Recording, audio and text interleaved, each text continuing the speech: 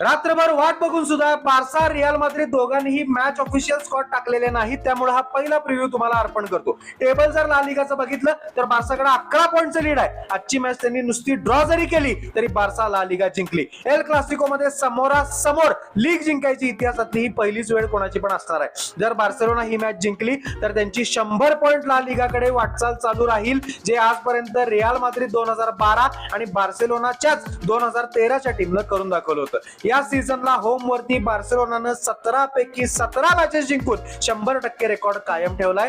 ते मागच्या 5 मॅचेस जिंकून या मॅच मध्ये येतात, ज्यातल्या 4 लीग मॅचेस आहेत.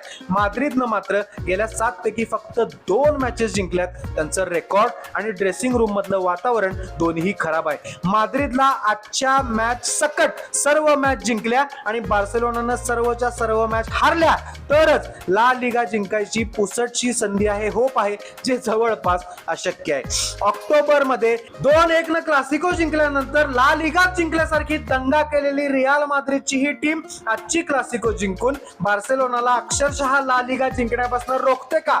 ही नामुष्की एक आठवडा पुढे ढकलते का? हे आपण बघणार आहे. आज मध्यरात्री 12:30 वाजता बार्सेलोना विरुद्ध रिअल माद्रिद ला लिगाची क्लासिको, या सीझनची शेवटची क्लासिको. माझ्यासोबत लाईव्ह बघायला विसरू नका आणि अशा प्रिव्ह्यू व्हिडिओसाठी त्यांनी फुटबॉलला फॉलो करा. अजून 2 प्रिव्ह्यू येत आहेत.